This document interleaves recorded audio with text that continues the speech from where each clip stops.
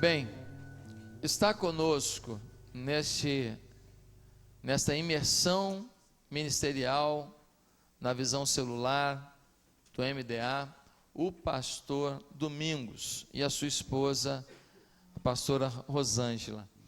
Eles estão há 18 anos, não é isso? Na PIB de Marília. O pastor Domingos chegou ali, a igreja era uma igreja bem tacanha, com 100 e poucos membros, uma frequência de 80, 90 pessoas. Uma igreja bem provinciana, do interior de São Paulo, bem fechada. Ele teve que fazer ali uma transição de mentalidade na igreja. Mas hoje aquela igreja tem uma multidão, são 2.300 membros. Só o culto jovem todo sábado não tem menos de 900 pessoas. Mas o melhor de tudo é que essa igreja tem transformado a cidade. Eles fizeram um evento, você vai falar sobre isso hoje? Não, né? Eles fizeram um evento um dia desse, em que eles pegaram cada uma das muitas células da igreja, e cada célula, ela tinha que no horário determinado, soltar os seus fogos de artifício. Mas eles tinham colocado uma placa na cidade, Céu de Marília, dia tal, tal hora. Botaram a placa, e o pessoal passava e via aquilo, Céu de Marília, dia tal, tal hora. E naquele dia, todo mundo curioso, o que ia acontecer no Céu de Marília? E então, todas as células começaram a explodir os fogos de artifício pela cidade inteira, a cidade iluminada, e o povo de Deus, das células na rua, aquela multidão na rua, e o pessoal ia chegando, o que é isso? Estão comemorando o quê? E ali começavam a convidar para a célula e ministrar, e eles foram com um avião, helicóptero, foi avião? Um avião e um helicóptero, sobrevoando a cidade e filmando aquela coisa mais linda. Depois você pode ver o vídeo, tem no YouTube, o vídeo, PIB de Marília, como é que é? PIB de Marília, Céu de Marília, bate Céu de Marília lá que você vai achar no YouTube, coisa muito linda, e a cidade ficou impactada. Irmãos, o ministério de casais da igreja é um negócio tão forte, mas tão forte, que, para você ter ideia, eles na igreja praticamente não tem mais ninguém para fazer curso. É só gente fora, né, pastor? Porque o povo da igreja fez os cursos de pelo menos casados para sempre, e criando filhos à maneira de Deus, e outros cursos lá. O ministério é um ministério de influência na cidade. Eles estão negociando agora uma área, tem 120 mil metros, nós vamos orar por isso, para que eles comprem essa área, para fazer ali um grande quartel-general. Não é para abençoar só Marília, não, porque aquela igreja está ganhando o Estado. Fizeram um congresso agora lá, para líderes e pastores, deu mais de 1.000, agora ele teve que restringir 1.400 lugares, senão, gente do Brasil inteiro, de fora do Brasil, vindo para o congresso da PIB de Marília. Então, irmãos, eu estou falando aqui de alguém que está realmente vivenciando um ministério extremamente frutífero para o Senhor Jesus. É uma igreja de muita oração, ele vai poder falar um pouco sobre isso aqui, de muita oração, muita. Nós precisamos melhorar demais, irmãos, muito. E ele tem alguns pastores lá que são invocados na oração, sabe? O pastor de jovem dele ora 5 horas por dia. O rapaz acorda às 5 da manhã, ora até às 8. Depois à tarde ele ora mais 2 horas. Eu viajei com esse rapaz para a Coreia. A equipe pastoral toda, às 5 da manhã, acorda para orar. Meus amados irmãos, Deus trouxe o pastor Domingos aqui para um recado do Senhor para a gente. Quem não veio ontem, eu queria te falar uma coisa, você perdeu. Quem fica ausente perde presente, irmão. Que pena que você não veio ontem, mas não tem importância não, você vai ouvir agora aqui e vai receber. E vai vir num dos cultos da noite e vai receber de novo, amém? Porque Deus quer falar contigo. Deus tem uma nova etapa para a sua vida. Ouça agora o homem de Deus, pastor Domingos, sua querida esposa Rosângela ministrou para a gente hoje, foi uma grande bênção. Que prazer ter vocês aqui. Obrigado, pastor.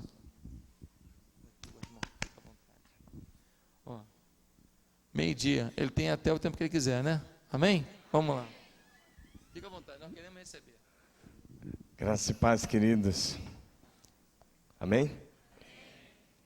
O privilégio estar aqui com vocês. O pastor Josué tem nos honrado tanto com esse privilégio de estar aqui. Eu quero agradecer por ele, sua esposa Bianca, os filhos Lucas e Gabriel. E vocês têm uma igreja muito linda, vocês são uma igreja muito linda, uma igreja muito jóia, e eu sei que vocês vão continuar crescendo muito, para a glória de Deus, eu não tenho dúvida nenhuma disso, né?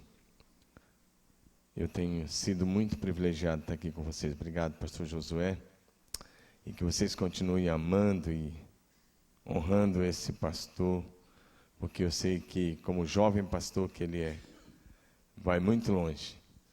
E ontem nós conversamos sobre consciência, aliás, mentalidade de conquista da cidade para Jesus. Hoje de manhã nós já falamos com a liderança sobre o poder transformador do discipulado, algo muito, muito especial, queima muito o meu coração. Hoje, nesse horário, eu quero conversar com vocês sobre jamais ande sozinho. E à noite eu quero compartilhar, no culto das 17 da noite, uma palavra que eu acho fundamental. Deus não tem netos. A grande questão que vamos conversar à noite é por que a maioria dos avivamentos duraram apenas uma geração. Tanto os avivamentos da Bíblia, do Velho e do Novo Testamento, quanto os avivamentos da história da igreja. O que fazer para os avivamentos se tornarem duradouros? Vocês estão vivendo um tempo de graça e de favor de Deus sobre essa igreja. Mas se vocês não discipularem a próxima geração, a sua fé vai ser sepultada com você. O que fazer para que a sua fé não morra com você? Que é a realidade de grande parte das igrejas nos Estados Unidos e grande parte das igrejas no Brasil já. Igrejas que só já têm os idosos, e a hora que essa geração morrer, a igreja vai ser sepultada junto. O que fazer? Isso hoje à noite. Mas agora pela manhã, quero usar os próximos minutos para conversar com você sobre esse tema. Jamais ande sozinho. Eclesiastes, capítulo 4, versículos 9 a 12. Melhor é serem dois do que um, porque tem melhor paga do seu trabalho. Porque se caírem, um levanta o companheiro. Ai, porém, do que estiver só, pois caindo, não haverá quem o levante. Também se dois dormirem juntos, eles se aquentarão. Mas um só, como se aquentará? Se alguém quiser prevalecer contra um, os dois lhe resistirão. O cordão de 3 dobras não se rebenta com facilidade. Eu sei que esse texto de Eclesiastes, ele é muito usado nos casamentos, e os pastores usam muito isso. Melhor é serem dois que um, e pregam sobre casamento. Eu também já usei. Mas hoje eu queria olhar para ele do ponto de vista do discipulado. Nós, em nossa igreja, como vocês aqui, vivemos o discipulado 1 a 1. Praticamos mesmo o discipulado 1 a 1. Nós garantimos que nenhum membro da igreja vai virar número na casa de Deus. Porque, por exemplo, num encontro como esse, aqui é apenas a celebração. E assim, para a glória de Deus, lá em Marília, nós já somos a maior comunidade local. Então, agora está terminando o primeiro culto, já deve ter terminado, está terminando das 10 a meio-dia. Um dos cultos que tiveram, são 2 templos funcionando, mas o culto principal está terminando esta hora. E aí, 18 horas, nós temos uma segunda celebração. Mas, então, no domingo, nós apenas festejamos a Deus por aquilo que Ele fez durante a semana. E por aquilo que nós cremos que Ele irá fazer na semana que estamos começando. Mas o pastoreio mesmo acontece nas células, nos pequenos grupos e no discipulado 1 a 1. Então no domingo nós somos a grande congregação. Na quarta-feira, na nossa célula, nós somos a menor igreja, um pequeno grupo. Mas no discipulado 1 a 1 nós somos a micro-igreja. E nós garantimos que cada homem é cuidado por outro homem. E cada mulher por outra mulher, cada moça por outra moça, cada rapaz por outro rapaz. Isso a partir de cada célula. Para nós, as células são o coração da igreja local. E o discipulado é o coração da célula. Então ninguém anda sozinho. Porque, como eu estava falando, num ajuntamento como esse, se não estiver sendo praticado, discipulado, as pessoas já começam a virar número.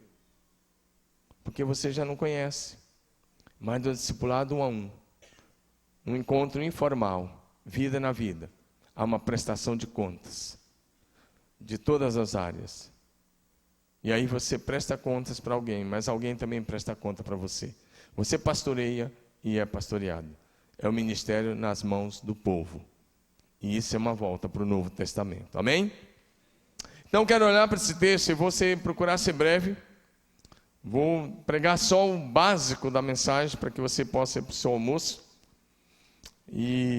Mas eu espero de alguma forma contribuir com você, para que você não ande só.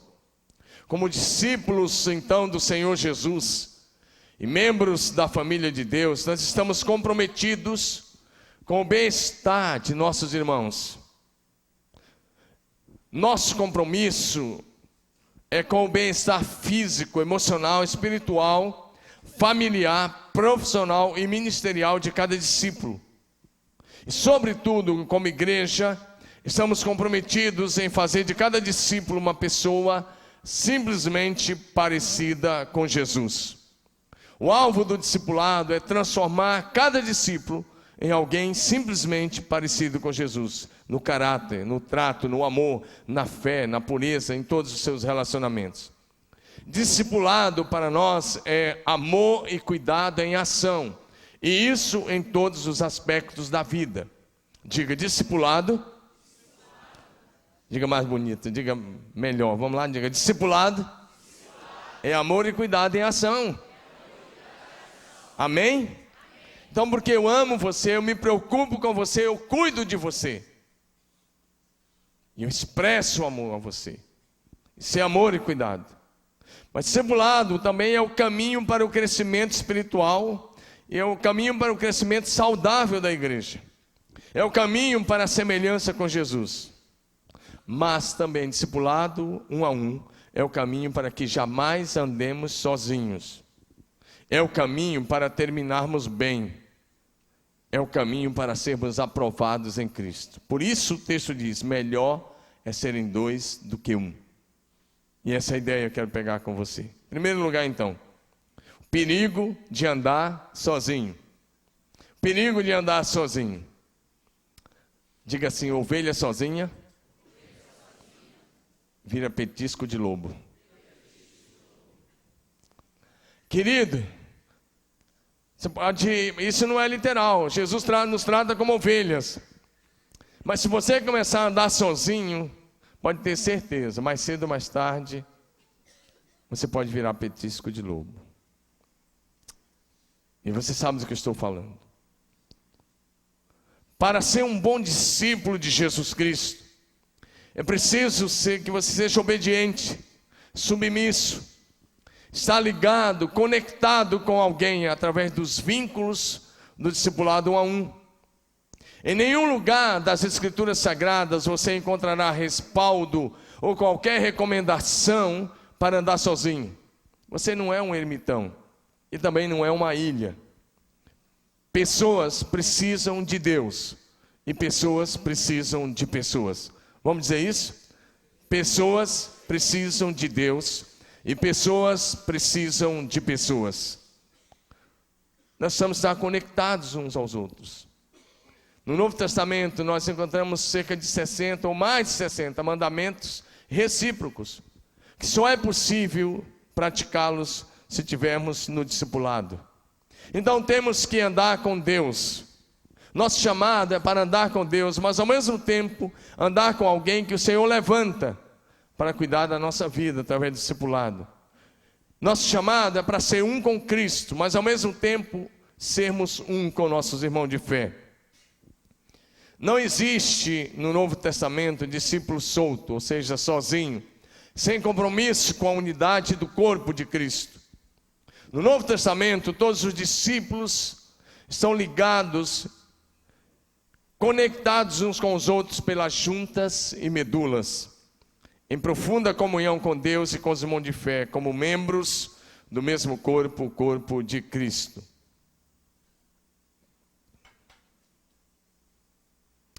À medida que andamos com Deus, andamos em comunhão com os irmãos, pelos vínculos do discipulado. Só podemos andar com Deus à medida que andamos como discípulos de alguém que Deus usará para a nossa cura, proteção e frutificação. Queridos, se tomarmos a decisão de andar sozinhos, a queda é certa. A Bíblia que você tem aí, que eu tenho aqui, é claro, a mesma Bíblia. A Bíblia Sagrada nos mostra o seguinte: 2/3 dos personagens da Bíblia não terminaram bem. Ou seja, 66% das pessoas, homens e mulheres mencionadas na Bíblia, não terminaram bem. Eu não estou dizendo que 66% dos personagens da Bíblia foram para o inferno, não estou dizendo isso. Mas que a Bíblia nos mostra que 2/3 dos personagens da Bíblia terminaram mal. E você pode lembrar, o primeiro que terminou mal foi Adão. E depois já foi Caim e assim por diante. Até mesmo o Noé. Sabia que Noé não terminou bem? Um homem que conduziu a arca e salvou a sua família no dilúvio e recomeçou a história da humanidade, ele não terminou bem. Porque a última menção que a Bíblia faz dele era mostrando Noé embriagado na sua tenda e despido. E levantando-se da embriaguez e lançando uma maldição sobre o seu neto Canaã. É assim que termina a última menção dele, lá no livro de Gênesis. Ele está no céu, é claro. Claro que está. Mas não terminou bem. Então vai por aí, você vai pegar Sansão, Salomão, Jonas, você vai pegar tantos outros que não terminaram bem. Portanto, o discipulado 1 a 1, quando eu entrei para o discipulado 1 a 1, eu tinha uma convicção: eu queria e quero terminar bem. Então eu sou discípulo porque eu quero terminar bem. Eu preciso prestar conta do meu casamento, das minhas finanças, da educação dos meus filhos, do meu tempo com Deus, da minha vida de oração, da minha vida devocional uma vez por semana para alguém. Então eu sou discípulo de um pastor. Eu tenho um discipulador, meu discipulador amado, o nome dele é Odilon Vergara. E uma vez por semana, terça-feira às 3 horas da tarde, a gente se encontra pelo Skype. E muitas vezes pessoalmente durante o ano. E ele me pergunta tudo. E eu procuro ser transparente com ele em tudo. 66% dos personagens da Bíblia não terminaram bem, terminaram mal. Mais de 70% dos pastores e líderes atuais não terminam bem. E aí eu coloco apenas Ló como um exemplo de que enquanto ele andou com Abraão, ele foi bem. Mas quando ele tomou a decisão de andar sozinho, ele tomou a forma mundana dos homens de Sodoma. Ele não influenciou ninguém, ele foi influenciado. A mulher dele foi transformada numa estátua de sal. As filhas dele se tornaram tão mundanas que partiu delas a iniciativa de ter relações sexuais com o próprio pai. Eu preciso passar rápido, porque o tempo é muito curto, então não vou dar detalhes. Mas se você quer terminar bem, hoje, tome a decisão de ser discipulado por alguém. Tome a decisão de ser cuidado e de cuidar bem.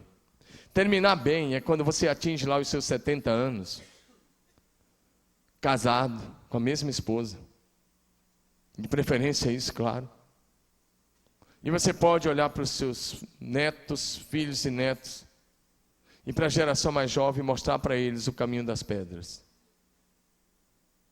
É quando você atinge o que nós chamamos de celebração. Você pode celebrar o que Deus fez.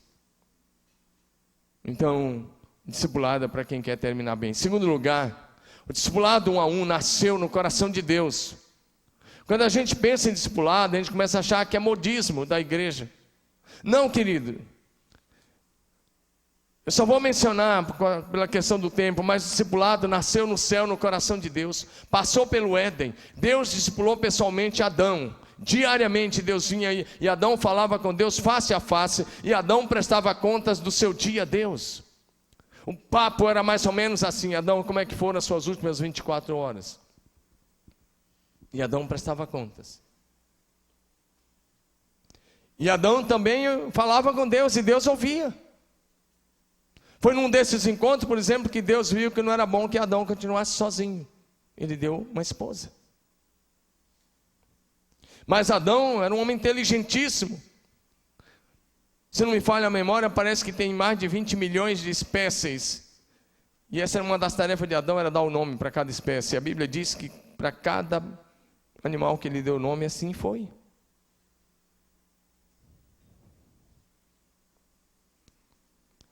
E aí, você aprende também que o discipulado não tem muito a ver com a pessoa do discipulador, mas com a atitude do discípulo.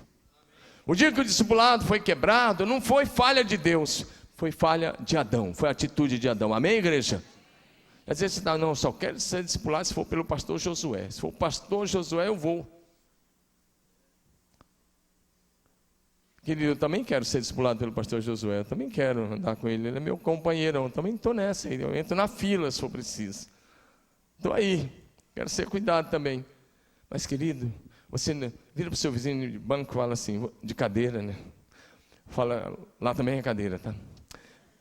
É que eu falei, mas vira para o seu vizinho de cadeira e fala assim para ele, você não terá o discipulador que você merece, mas você terá o discipulador que você precisa. Amém? Você não vai ter o discipulador que você merece. Às vezes você merece um cara que nem o Josué, mas Deus vai te dar talvez ali o Joãozinho, que tem pouco tempo de convertido, mas Deus vai usá-lo para moldar você, a imagem de Jesus. Adão tinha o próprio Deus.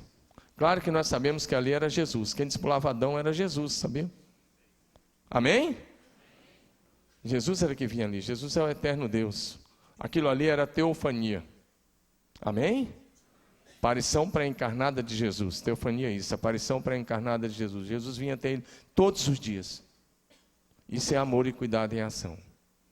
Era Jesus deixando a glória e vindo cuidar de uma pessoa. E Jesus discipulou pessoalmente depois Enoque. Pessoalmente ele discipulou Noé. O tempo não me permite, mas foi isso. Você acha que Noé tirou a ideia da arca de onde? Ah, vou fazer um barco. Não. Foi resultado de diálogo, face a face com Deus. Jesus discipulou Abraão. Se você der uma olhada, você vai ver quantos encontros Abraão teve com Jesus. E o próprio Jesus fala com Abraão, fala sobre Abraão em João 8, ele diz, Abraão queria muito ver o meu dia, viu, e ficou muito feliz. Aí a judeusada deu um nó na cabeça dos fariseus. Eles falaram, você não tem 50 anos, você viu Abraão? E Jesus fala, vi. E comia um churrasco com ele, na casa dele. Jesus é assim, é churrasqueiro, mesmo antes de vir segunda carne. Você acha que eu estou pregando heresia? Dá uma olhada em Gênesis 18. E você vai ver que o Senhor foi lá com 2 anjos. E chegou lá meio-dia. E eu estou falando isso na hora do almoço, para te provocar uma fome. Daí um pouco você vai sair daqui e vai querer comer um churrasco. Então, quero te falar isso. Então, e Abraão os recebeu e matou o melhor boi que ele tinha lá. E fez, e a Bíblia diz, e eles comeram. Leia a Bíblia, você vai ver se eu estou apenas brincando, se está aí na sua Bíblia. Amém? Jesus quer ter comunhão com você, querido. E aí depois, eu quero ir para um outro ponto, para que a gente possa andar um pouquinho, eu estou pulando bastante coisa. Mas eu quero relembrar a você que discipulado na Bíblia começa no Éden, atravessa os patriarcas, os profetas. Os profetas eram discípulos, os principais profetas foram discípulos de outro profeta. Atravessa o Velho Testamento, o Novo Testamento. Isso se perdeu na Idade Média.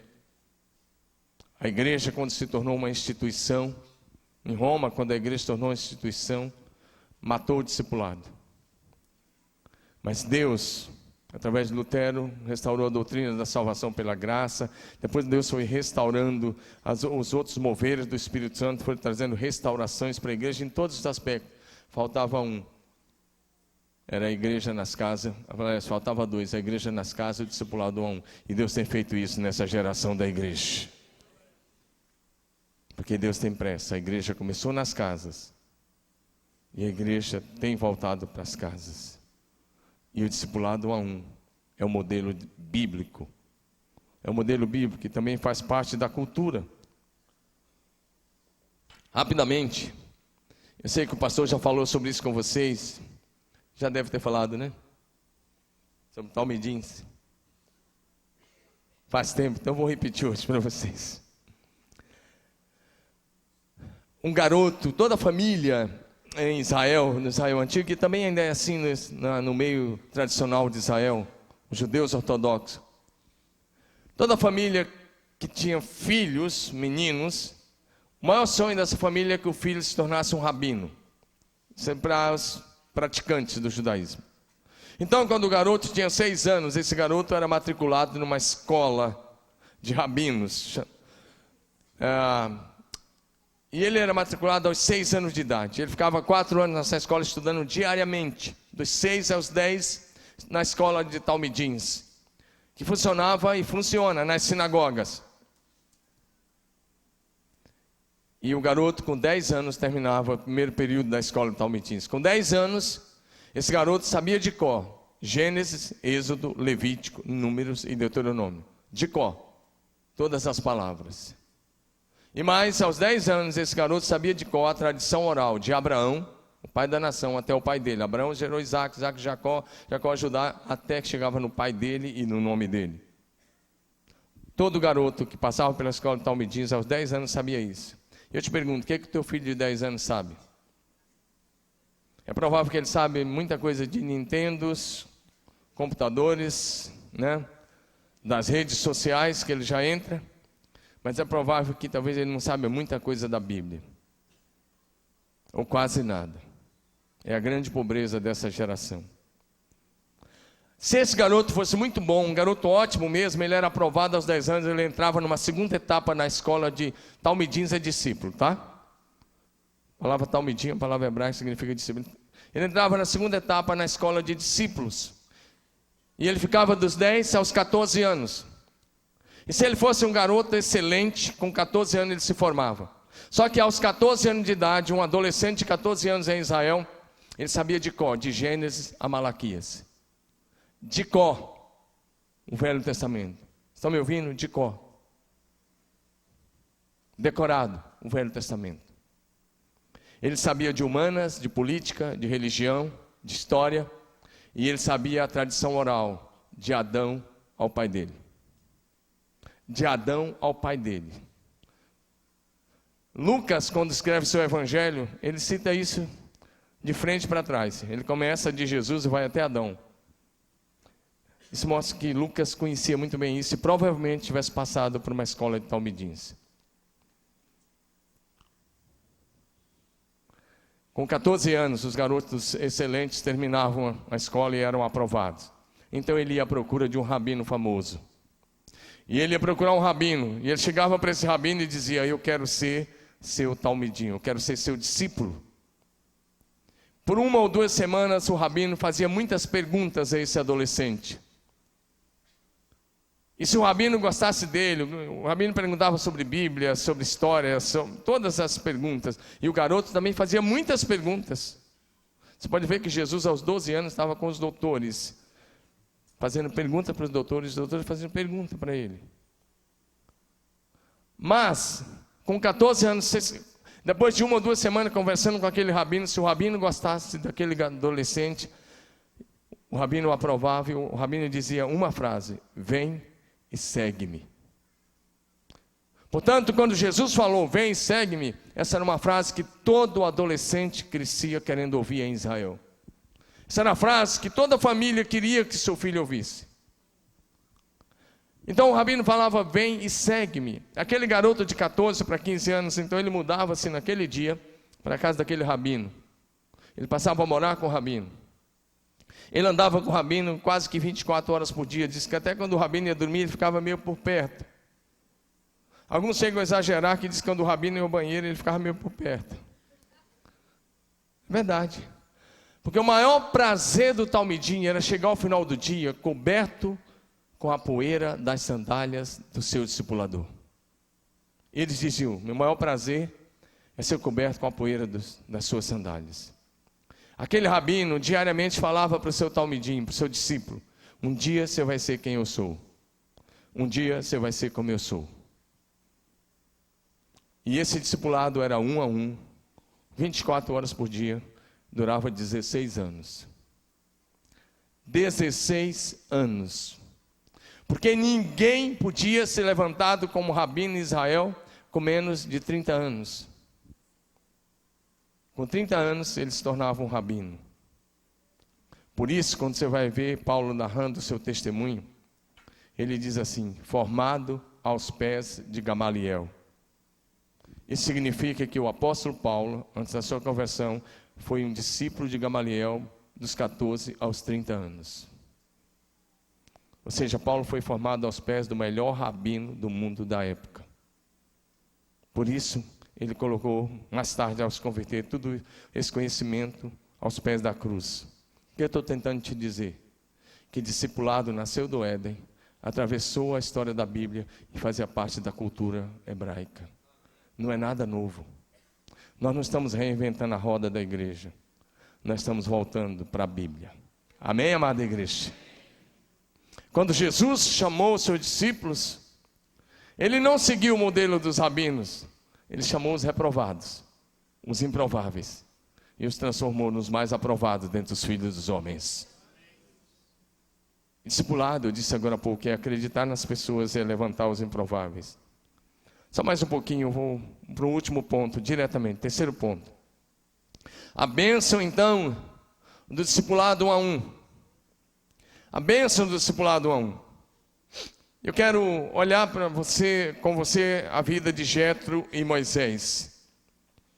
Porque esse é um discipulado que pouca gente enxergou na Bíblia. E Deus me deu a graça de enxergar esse discipulado.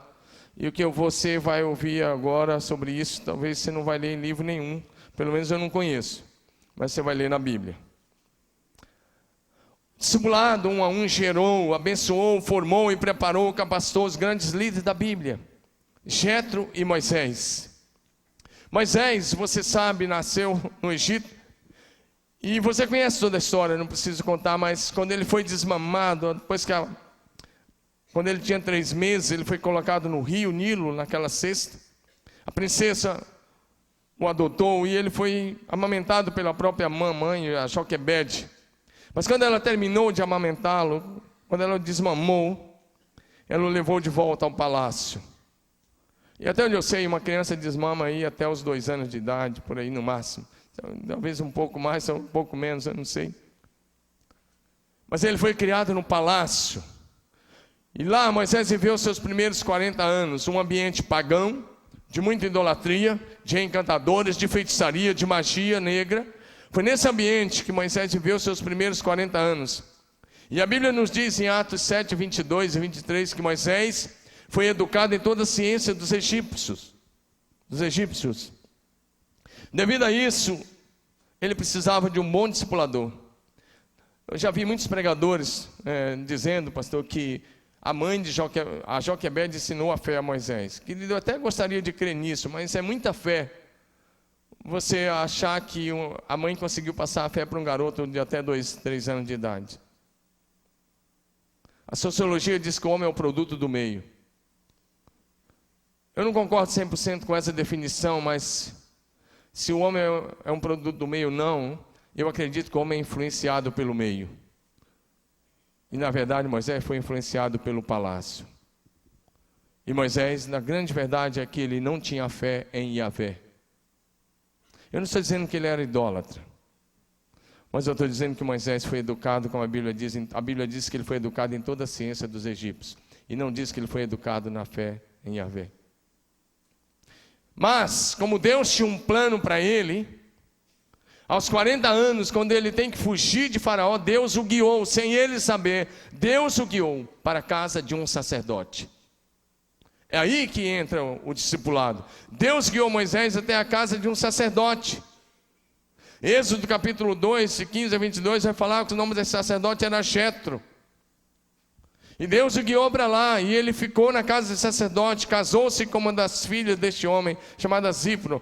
Êxodo 3, 1, 4, 18 e Atos 7, 29 e 30 nos fala sobre isso. Quem era Jetro? A palavra Jetro, seu nome significa excelência. Diga excelência. Um sacerdote do Senhor nosso Deus, talvez um sacerdote, e eu me arrisco a dizer, um sacerdote segundo a ordem de Melquisedeque. Sim, porque o sacerdócio hebreu ainda não existia nos dias em que Jetro exercia sua função sacerdotal. O sacerdócio hebreu surgiu no Sinai, isso 41 anos depois de Moisés ter chegado na casa de Jetro. O sacerdócio hebreu foi organizado pelo próprio Moisés. E o primeiro sacerdote foi Arão, irmão de Moisés. Jetro, então, era um sacerdote do Senhor nosso Deus, descendente direto de Abraão, um homem que praticava a mesma fé de Abraão em Deus. Gênesis 25, 1 e 2, fala que depois que Sara morreu, Abraão teve uma outra esposa chamada Quetura. E a Bíblia dá o nome de pelo menos 5 filhos de Abraão com Quetura. E o quarto filho chamava-se Midian. Você pode abrir sua Bíblia, você vai ver isso. Gênesis 25, 1 e 2. Mas o texto mais interessante ainda é 1 Crônicas 1, 32. Em 1 Crônicas 1 está uma lista genealógica. E no meio dessa lista, 1 Crônicas 1, 32, o texto diz: Abraão da sua concubina Quetura, e da mesma lista, e diz Midian. Portanto, a Bíblia vai apresentar Jetro como sacerdote de Midian. Agora abra sua Bíblia em Êxodo 18. Só isso a gente vai encerrar aí em Êxodo capítulo 18. Êxodo 18. A Bíblia vai nos mostrar em Êxodo 18 que Jetro era um homem muito sábio. Quando Moisés começou a mandar as pragas sobre o Egito, e o Egito começou a ser castigado, a Bíblia vai nos mostrar. Então o que aconteceu? Moisés mandou a esposa e os filhos de volta, porque a chapa esquentou lá. E ele não queria ver os filhos e a esposa sofrendo retaliação, ele mandou de volta para Jetro. Mas em Êxodo 18, o Jetro, e a Bíblia já começa dizendo Jetro, sacerdote de Midian, sogro de Moisés. Agora Moisés já tinha atravessado o Mar Vermelho, já estava na península do Sinai com o povo de Israel. Só voltando um pouquinho, por que você acha que Deus mandou Moisés para a casa de Jetro? Primeiro, para ser discipulado, e ele foi discipulado por 40 anos. Segundo, porque Deus é muito sábio, claro. Ele é o dono de toda sabedoria, e ele jamais ia pegar cerca de 3 milhões de pessoas e colocar na mão de um engravatadinho do palácio. Moisés era o cara do ar-condicionado, ele era príncipe do Egito. Ele estalava um dedo, tinha alguém abanando ele, levando uva fresquinha, o melhor vinho, o melhor suco. Ele tinha tudo, e Deus não ia fazer isso. Ele não aguentaria uma semana liderando aquele povo. Eles eram cerca de 3 milhões ou mais. Ele teria mandado matar muita gente, como ele fez logo com o egípcio, que estava machucando aquele hebreu. Lembra que ele fez? Primeira coisa, matou um cara. Ele teria feito um monte de besteira. Deixa eu falar uma coisa para você que é líder. Deus não vai te dar o poder espiritual que você está buscando, até que você tenha maturidade para conviver com o poder. Tem uma série de pessoas que, se Deus der o poder espiritual, aí vai jogar paletó em muita gente, vai derrubar um monte de gente, vai fazer uma série de coisas, Deus não vai te dar, até que você tenha maturidade para conviver, amém? E Deus não ia dar liderança a Moisés até que ele tivesse maturidade. Por isso ele precisou chegar aos 80 anos. 40 anos no palácio, 40 anos sendo discipulado por Jetro, sacerdote do Senhor, um homem que praticava a mesma fé de Abraão em Deus. E eu quero concluir falando essas coisas com você. Esse texto, Jetro pegou a esposa e os filhos foi levar para Moisés. Aqui eles tinham saído do Egito há apenas 2 meses. E quando ele vai levar, acontecem algumas coisas. Primeiro é que quando chega lá, o Moisés relata para o sogro tudo o que Deus tinha feito. Verso 8, 18, 8. Contou Moisés ao seu sogro tudo o que o Senhor lhe havia feito. Verso 7. Verso 7 diz que quando Jetro chegou, Moisés se inclinou por terra.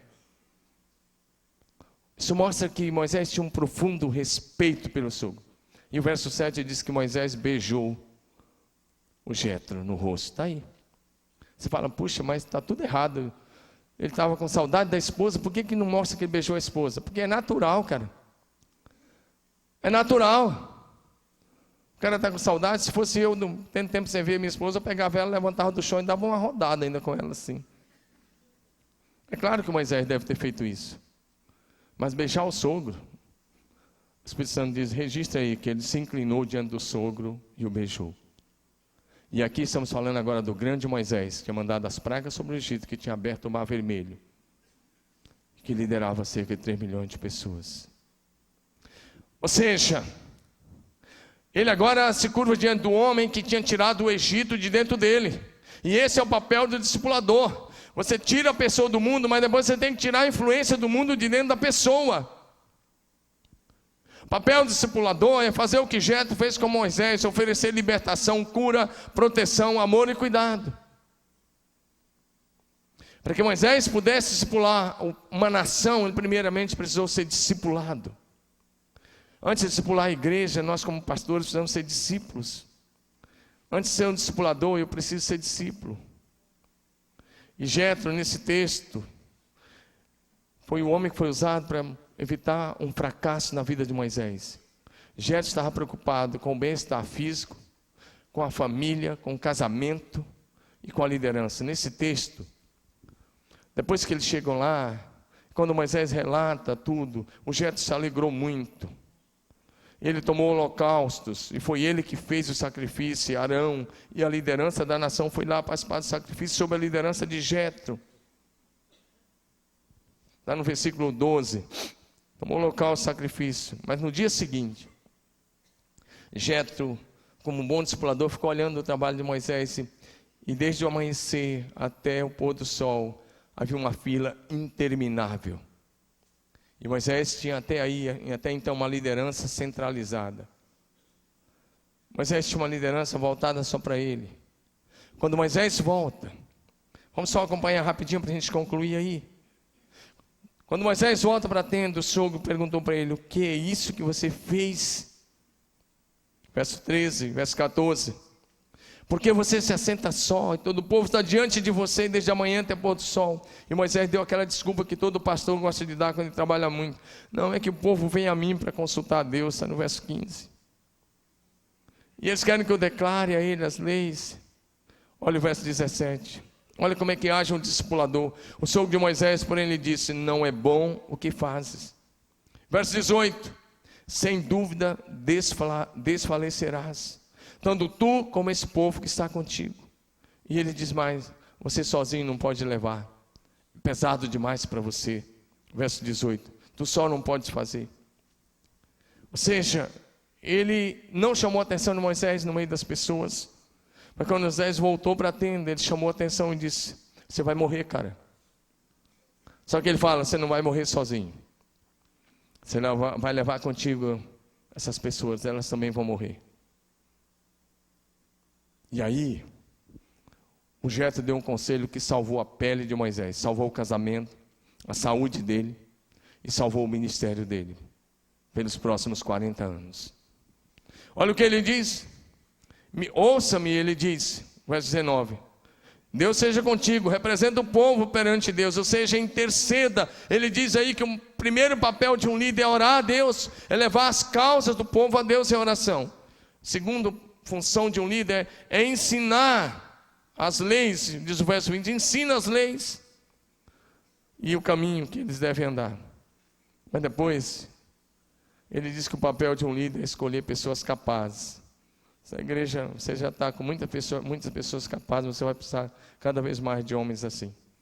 Você sozinho não pode.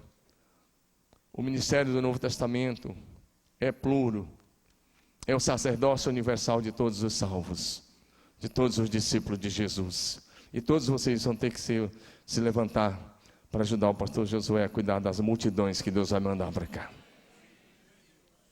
Foi assim. Olha o que ele disse. Olha o Jetro salvando a pele aqui. Fala assim, ainda bem que foi conselho do sogro. Estou brincando com você, tá? Não foi da sogra. Procura dentro do povo homens capazes, tementes a Deus, homens de verdade, que aborreçam a avareza. E ele diz, coloca para o chefe de 1000, de 500, de 100, de 50 e de 10. Mas preste bem atenção, quero chamar a atenção para você de um versículo. Verso 24, com a sua Bíblia aberta no verso 24. Moisés atendeu às palavras de seu sogro e fez tudo quanto este lhe dissera. Escolheu homens capazes e eles colocou. Diga assim: Moisés obedeceu. Diga melhor: Moisés obedeceu em tudo. Querido, o Jetro aqui, ele está dando os últimos conselhos a Moisés.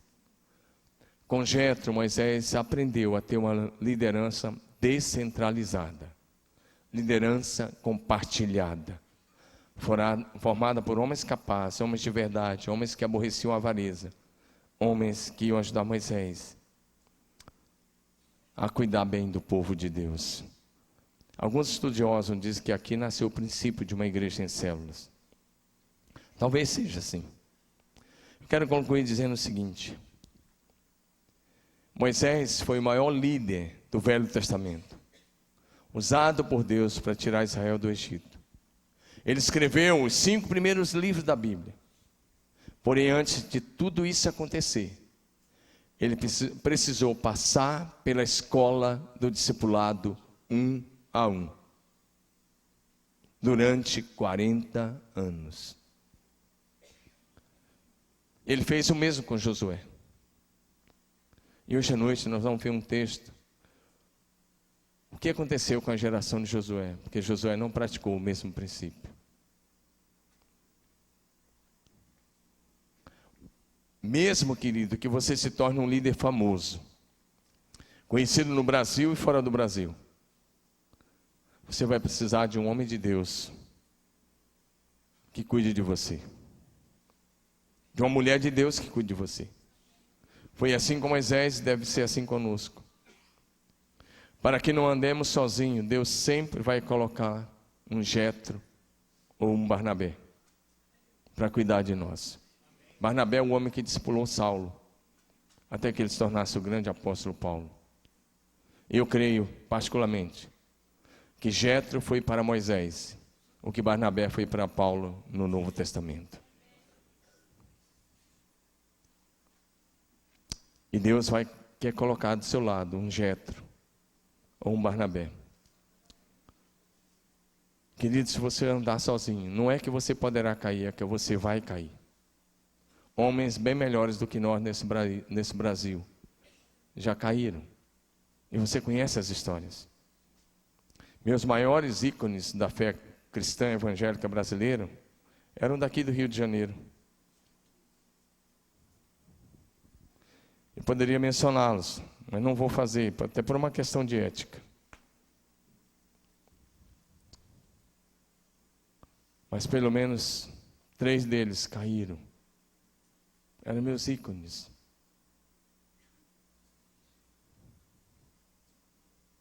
As pessoas que eu mais admirava como pastores, que eu olhava para eles caíram.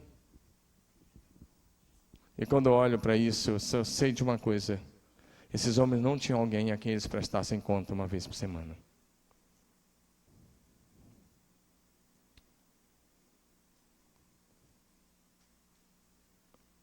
Como é que você quer terminar? Sal do louvor, vamos encerrar aqui juntos? O objetivo dessa palavra é que você tome a decisão de não andar sozinho. Vamos ficar em pé.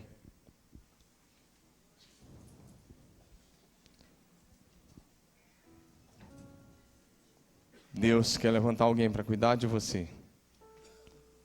Eu gostaria de orar com você.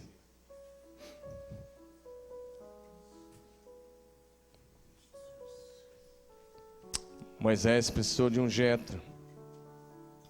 Paulo precisou de um Barnabé. Você precisa de alguém para ajudá-lo nessa caminhada. Eu nem vou pedir para você vir à frente, mas queria orar com você onde você está.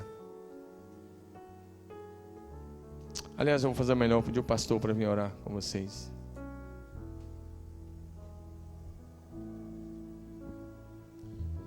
Nós estamos encerrando nosso culto. Eu queria que você segurasse aí 2 minutinhos. Nós estamos encerrando. Há coisas que a gente tem que priorizar. Se você sair agora, você vai perder o que Deus quer falar ainda. 2 minutos. Irmãos, olha só. Eu vim lá de Ipatinga porque Deus me deu uma visão.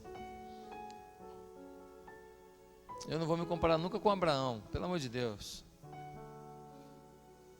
O que ele fez, só ele mesmo. Mas quando eu vim com o Bianca e 2 crianças para cá, o Gabriel um bebezinho de 1 ano, o Lucas com 4 anos, a gente veio para uma situação que a gente não tinha muita certeza das coisas.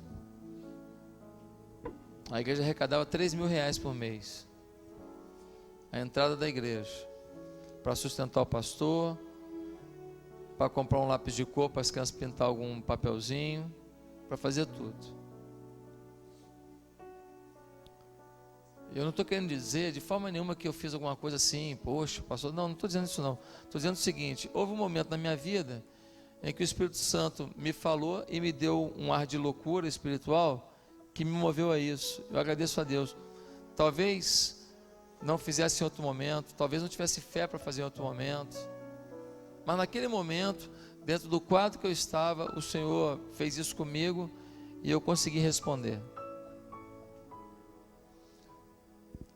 Chegamos aqui, fomos lá para uma escola municipal. Tem gente aqui que visitou a escola, tem gente que visitou, não ficou na igreja naquela época, não tinha estrutura para filho, nada disso, depois veio. Muitos aqui viram, acompanharam cada detalhe daquilo ali. E no primeiro dia daquela reunião, tem gente aqui que é da época, ouviu. No primeiro dia eu falei assim: irmãos, essa igreja aqui vai ser uma das maiores igrejas do Rio de Janeiro. Bem, a gente fala a coisa e depois fica pensando, como é que eu falei isso? São palavras que brotam do coração e depois a gente pensa, vem cá, eu estou animadinho, eu estou emocionado, ou eu estou agindo pela fé porque o Espírito me falou isso? Bem, a coisa foi andando e muitas lágrimas a gente foi deixando no caminho. Não somente eu, Deus começou a colocar chorões pelo caminho. E a gente foi chorando e parece que cada lágrima que a gente deixou cair foi regando a terra. E quando a gente olhava para trás, via que em cada lugar que a igreja ia passando, em cada família que a gente ia passando, algo começou a brotar. E a gente não podia imaginar que aquelas lágrimas, aquele sofrimento, aquelas lutas, a minha mulher pagou um preço muito alto. Queria que vocês orassem para o Gabriel, que ele está hoje com dor de ouvido. Não sei nem se a Bianca foi embora. Foi, né? O Gabriel está com dor de ouvido. O Gabriel tem um problema crônico de ouvido há muitos anos. Otite, explode o ouvido dele. Hoje de manhã ele acordou com otite. Você acha que é normal? Pelo congresso, e a minha esposa teve que ir embora. Quando a Bianca participou de um processo de seleção, 5 fases, uma vaga. Bianca é psicóloga, para quem não sabe. Uma vaga, 5 fases, um monte de gente concorrendo. Bianca passou na primeira, então foi selecionada. A gente vibrou lá em casa. Ela foi trabalhar, não vou falar a empresa aqui, porque paga mal, não quero que você vá para lá. Bianca foi lá, chegou lá na empresa. Aí, Bianca tinha que sair 6 e pouco de casa. A gente só tinha um carro. Aí, pagar a linha amarela, passar o dia longe, e eu com as crianças em casa, e tendo que sair para trabalhar, porque a empregada ia embora a determinada hora, nosso auxiliar lá em casa. Aí o Gabriel me caía com otite. Quando o Gabriel caiu com otite, eu falei para Deus assim: Deus, o Senhor está me falando que é para a Bianca não ficar no trabalho, né? Porque não tem jeito, não vale, o dinheiro que ela está ganhando não vale a pena. Porque para eu cuidar dele, eu não podia cuidar do rebanho. E naquele momento eu estava muito sozinho ainda. Bianca ficou 1 mês e 1 semana no emprego. Eu falei, pode pedir demissão, Deus vai nos honrar. A gente precisa do dinheiro, a gente precisa, porque o custo de vida na Barra é muito grande, você sabe disso. E a igreja não tinha condição, dava o melhor que podia. Essa igreja sempre foi generosa, sempre deu o melhor que pode. Bianca saiu do emprego, a gente foi à luta. E eu vou te falar uma coisa, eu nunca me arrependi dessas decisões. Muita gente olha hoje para essa igreja aqui, cheia de gente, e fala assim, oh, ministério glorioso, ministério glorioso. Muita gente quer começar por onde alguns estão terminando. Muita gente quer viver o que os outros estão vivendo, mas não querem pagar o preço que outros pagaram. E quando eu falo de preço pago, eu estou falando de mim, não, estou falando da gente. Porque quantas pessoas aqui pagaram o preço para a igreja chegar onde chegou? Quantas noites que eu estava dormindo, você estava aconselhando alguém? Quantas pessoas que estavam no hospital, eu não fui, mas você foi visitar, a igreja chegou lá. Quantos enterros que eu não fui e você foi lá, pastor, eu que fiz o culto fúnebre, glória a Deus. Irmãos, há um chamado para que cada um de nós entenda que você tem um chamado específico. Você não tem que viver o meu chamado, você tem o seu chamado dentro de uma visão que Deus está dando para a igreja como um todo. O pastor Josué vai dar uma direção, mas você tem que ser esse servo com as suas experiências com Deus, com o seu rebanho, com os seus discípulos. Ah, pastor Josué está distante agora, eu escuto isso direto, gente. Me dá uma solução. A gente para aqui, não evangeliza mais, ou a gente ganha o Brasil e você se torna um ministro, e você vem para cá. É uma decisão que a gente tem que tomar. Eu acredito numa igreja de pastores e pastoras. Eu acredito numa igreja em que as pessoas querem cuidar das outras, e porque cuidam das outras, Deus vai cuidando delas. Acredito numa igreja de gente que não tem nenhuma dificuldade de falar assim: você pode me discipular? Em que você, empresário, rico, famoso, poderoso, ou pobrezinho, com dificuldade, não importa, que você sabe que você precisa ter um coração de servo, e você deixa alguém tratar você. Essa palavra de hoje é muito forte, irmão. Até eu repensei um pouco o meu discipulado, que o meu discipulador é uma pessoa muito ocupada. Eu falei, meu Deus, eu estou precisando mais do meu discipulador do que eu estou conseguindo perceber. Eu não procuro só meu discipulador, não. Eu recorro a pessoas que eu respeito, pessoas que eu honro, porque tem muito a me ensinar, tem experiência que eu não tenho de vida, tem visão espiritual, como o pastor Domingos, que tem sido um pai na minha vida também. Irmão, quem quer andar sozinho vai dançar. Quem se submeter, quem fala, pô, cuida de mim, e fala assim, eu também vou cuidar de alguém, ah, meu irmão, vai crescer, vai florescer, e nós vamos ganhar a cidade. Pastor, o senhor acredita em mim? Acredito no prefeito sentado nesse banco aqui, dizendo, glória a Jesus, aleluia. Acredito no governador sentado nesses bancos aqui, dizendo, eu amo o Senhor Jesus. Eu acredito nas autoridades da cidade se curvando diante do Senhor. E sabe quem vai liderar esse povo? Você. Meus irmãos, Deus está fazendo uma revolução, um mover. Está na hora da gente parar de ficar de melindrezinho. Pastor, não falou comigo, irmão. Perdão, pelo amor de Deus. Meu discipulador não me ligou hoje, e hoje foi aniversário do meu papagaio. Pelo amor de Deus, deixa o louro José lá, rapaz. Meu irmão, está na hora de você assumir sua posição. Fala, meu discipulador, hoje eu estou triste, eu estou rebelde hoje, eu estou nervoso hoje, eu estou a fim de jogar a cachorrinha, aquela, na parede, eu estou com raiva, eu estou a fim de chutar a porta. Você tem que ter alguém que você possa abrir o coração e dizer quem é você. Nessa igreja ninguém precisa ter máscara. Ninguém. Nessa igreja, você pode ser você. Agora não quer dizer que a gente vai concordar com o que você é, não. O seu discipulador, você é instrumento de Deus para você melhorar. Botar aí um... Como é que é aquele negócio que bota na testa, hein? Que as mulheres ficam tudo assim. Não é que é o negócio? Botox! Tem que ter alguém para melhorar esse negócio em você, melhorar a sua feição, melhorar o seu sorriso, liberar a sua beleza. E nós já dissemos aqui na igreja que nós somos... Nós já somos, mas temos que revelar. Eu não sei quantos aqui já pegaram o telefone celular, já marcaram o meio-dia. Se você não fez, você vai pegar o seu celular agora quando sair daqui. Primeira coisa, meio-dia. O meu todo dia meio-dia toca. Eu estou com qualquer pessoa, em qualquer lugar. Fala, irmão, eu preciso orar agora porque tocou aqui. É o momento lá da igreja. Meio-dia tocou, pode estar. Se você tiver com o presidente da república, aproveita, Dilma. Nós vamos orar agora aqui. Senta aí, bota a mão na cabeça dela. Ora pela nossa presidente. Com quem você tiver, você vai dizer agora, tocou aqui meu despertador, rapaz, preciso orar aqui agora. No consultório, onde você estiver, você vai declarar que você não tem vergonha do Deus que resgatou a sua vida, mudou a sua história. Você precisa viver isso. Bota no celular, meio-dia, momento do avivamento. Momento do avivamento.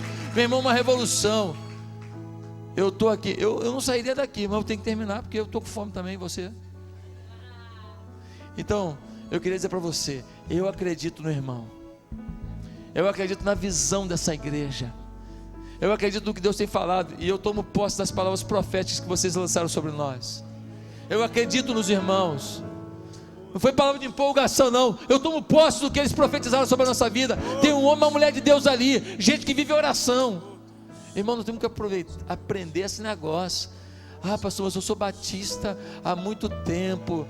Pois é, batista crê que a palavra de Deus é a única regra de fé e prática. E a palavra diz que nós somos uma coisa muito linda de Deus. E que Deus tem plano muito lindo para a gente. E que Deus usou uma mula, não vai usar a gente. Ah, Deus vai usar a gente poderosamente. Aí você empresário, você aí, profissional liberal, aqui ó, sua prosperidade, sua vitória, seu reconhecimento no meio que você vive lá, você vai agora transformar isso tudo em pastoreio, tá? Quero que cada empresário dessa igreja seja um pastor junto aos empresários. Cada profissional liberal, que tem um monte de gente que ele atende lá, seja um pastor ali. Você que é jogador de futebol, você vai chegar em campo agora e orar para todo mundo, ministrar sobre todo mundo. Ah, pastor, eu sou pedreiro, vai reunir a rapaziada toda lá, galera, vamos lá, vamos orar aqui. Vamos orar para ninguém dar martelada no dedo. Meus amados irmãos, tome posse da unção pastoral. Mas para isso não ande sozinho. Cada líder de célula aqui vai chegar agora na sua célula, essa semana agora, e vai falar assim, vem cá, quem é seu discipulador? Ah, eu não tenho. Você vai dar um jeito. Eu queria, sabe a igreja que Deus sonha? É uma igreja que todo mundo fala assim, pô, puxa minha orelha, eu quero prestar contas a alguém, por favor, puxa minha orelha. Um dia, um cantor aí, que estava ficando meio famoso, encontrou com o Azaf Borba, e falou isso para o Azaf, Azaf, queria que você me discipulasse. O Azaf sabia que era conversa fiada, o cara não estava querendo viver o evangelho para valer. Aí o Azaf falou assim, você vai me dar sua orelha? Olha o cantor, claro, claro. Ele não queria ouvir o que o Azaf queria falar para ele. Meus amados irmãos, que ninguém aqui ande mais sozinho. Ah, meu discipulador não está podendo. Ah, foi até bom que eu estou ocupado. Não, você vai encher a paciência do discipulador. Meu discipulado. Amém? Levante sua mão ao céu, vamos declarar alguma coisa aqui para o Senhor. Meu Deus, eu creio que eu não posso andar sozinho. Eu preciso de Ti. E eu preciso de alguém. Me dá um discipulador. Mas mais que isso, me dá um coração de discípulo. Porque a minha atitude é que vai fazer o meu discipulado prosperar. Eu creio. Tomo posse disso. Faz de mim um instrumento segundo o teu coração. Em nome de Jesus. Nós vamos mudar a cidade.